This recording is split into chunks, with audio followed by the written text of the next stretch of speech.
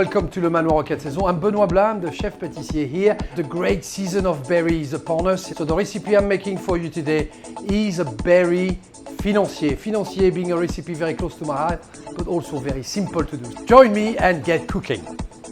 Okay, we're going to start with beurre noisette, which is basically a nutty butter because of the smell.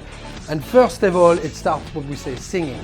It boils up and we can hear that butter going off.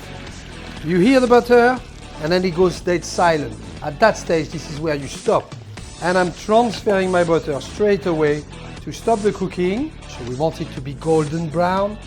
I put my castor sugar and the icing sugar together. I give it a little whisk.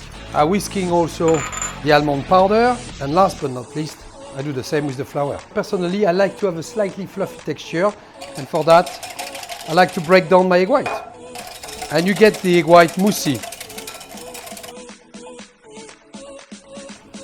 Added the butter. And last, the rum and the vanilla extract. The smell is beautiful. Reminds me of France.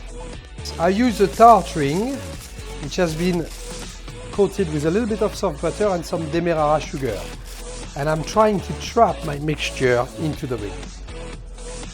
And then I've got some beautiful Tulamine raspberries and I'm placing a few on the sponge. Now this goes in the oven for about 20 minutes. Now for the next recipe of our financier, we are doing some form of a jam. So I'm going to call it a compote.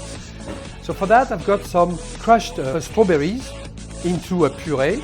Next to it, I've got some beautiful raspberries, and in here, some sugar. On the side, I've prepared some lemon juice and some corn flour, which I will add at the end. Transfer it into a jar to cool down.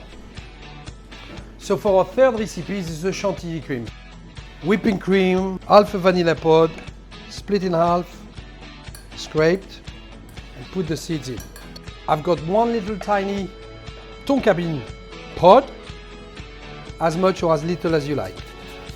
And last but not least for the infusion, the zest of half a lime.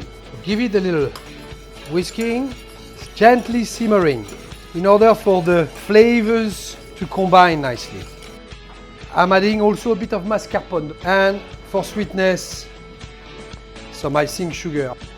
And I'm adding the infusion. And I'm going to keep it in the fridge to cool down totally. Putting things together, bringing some lovely berries, right in the thick of the season. Raspberries, equally the same. And then here, I've been cheeky, I brought some little white strawberries from the garden.